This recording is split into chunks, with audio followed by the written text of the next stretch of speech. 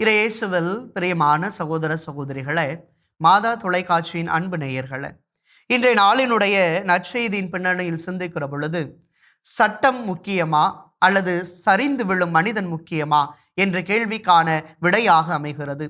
அன்றைய நாளினுடைய பழைய ஏற்பாட்டு சட்டங்களை எல்லாம் அல்லது யூத பாரம்பரியத்தில் கொடுக்கப்பட்ட சட்டத்திட்டங்களை எல்லாம் கடைபிடிக்கின்ற, தூக்கி பிடிக்கின்ற மக்களின் மத்தியிலே சரிந்து விழும், உடைந்து நிற்கிற அல்லது நொடிந்து போன மனிதர்களை குறித்த முழுமையான இறையார்ந்த பார்வையை ஆண்டவர் இயேசு கொடுப்பதாக இன்றைய நற்செய்தி அமைகிறது.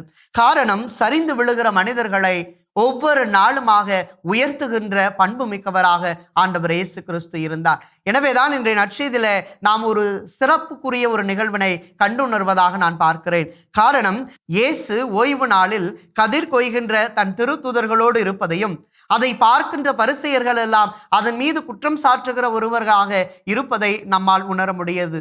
ஏனென்றால் ஆண்டவர் இயேசு கிறிஸ்து இதை இன்னும் ஆழமாக கொடுக்கிறார் என்று சொன்னால், கதிர் கொய்தல் என்பது அன்றைய நாளில் பசியை போக்குற ஒன்றாக அன்றைய நாளில் இருந்த திருத்தூதர்கள் எல்லாம் சிந்தித்தார்கள். ஆனால் பரிசேயர்களை பொறுத்தவரையில் இந்த ஓய்வு நாளில் இதை செய்யக்கூடாத ஒரு அவல செயலாக பார்த்தார்கள். ஓய்வு நாளில் எதையும் செய்யக்கூடாது என்ற மனநிலையில் அவர்கள் இருந்தார்கள். காரணம், நாம் பார்க்கிறோம், பழைய ஏற்பாட்டின் பின்னணியில ஏப்ரல், மே, ஜூன் மாதங்களில் பாலஸ்தீன நாடில் சோளம் மற்றும் கோதுமை எல்லாம் வளர்ந்து வருகிற சூழல். எனவேதான் அவர்கள் போய்கொண்டிருக்கின்ற பாதையிலே இது இருப்பதை பார்த்து திருத்தூதர்கள் எல்லாம் என்ன செய்கிறார்கள்?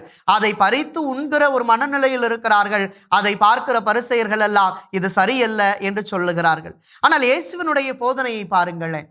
உங்களுடைய சட்டம் முக்கியமா அல்லது சரிந்து விழக்கூடிய என்னுடைய திருத்தூதர்கள் முக்கியமா, பசியால் மயங்கி விழப்போகிற அவர்கள் முக்கியமா என்று சொல்லுகிற பொழுது, சட்டத்தை சற்று மாற்றி அமைக்கிற அல்லது மனித நேயத்தை தூக்கி பிடிக்கிற ஒருவராக ஆண்டவர் இயேசு இருக்கிறார். காரணம், அவர் பழைய ஏற்பாட்டினை மேற்கோள் காட்டுகிறார். அன்றைய நாளில லேவியர் நூலில 24ஆம் அதிகாரத்தில் சொல்லப்படுவது போல, சவுலிடமிருந்து தப்பி ஓடி அலைந்து கொண்டிருந்த தாவீது ஆண்டவரின் திருமுன் இருந்த அப்பங்களை தான் மட்டும் உண்டதில்லாமல் தம்மோடு இருந்தவர்கள் அத்துணை பேருக்கும் கொடுத்தாரே, அது உங்களுக்கு நினைவில்லையா, ஞாபகம் வரவில்லையா என்று கேட்கிறார்.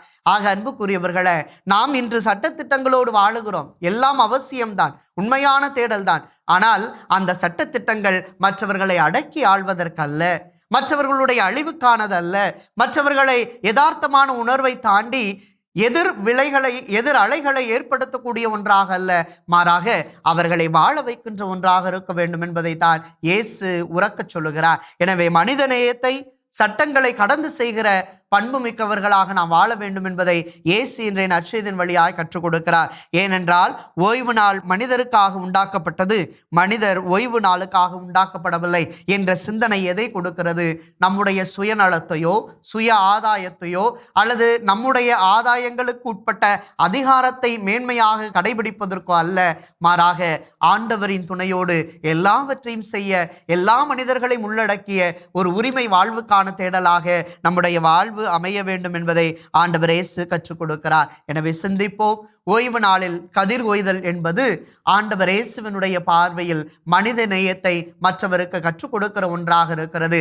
சட்டங்களை கற்றுக்கொள்வோம், ஆனால் அதை கடைபிடிக்க வருகிற பொழுது எது தேவையோ அவற்றின் அடிப்படையில் மற்றவர்களை வழிநடத்த, வாழ்வு கொடுக்க இயேசு கற்றுக் கொடுத்த அதே அணுகுமுறை நமக்கும் தேவை என்று மார்க் நற்செய்தியாளர் கற்றுக் கொடுக்கிறார். கற்றுக்கொள்வோம், கடைபிடிப்போம், கடவுளின் கரம் பிடித்து தொடர்ந்து நம்முடைய வாழ்வை அமைத்துக் கொள்வோம். இயேசுவுக்கே புகழ், இயேசுவுக்கே நன்றி. மரியே வாழ்க.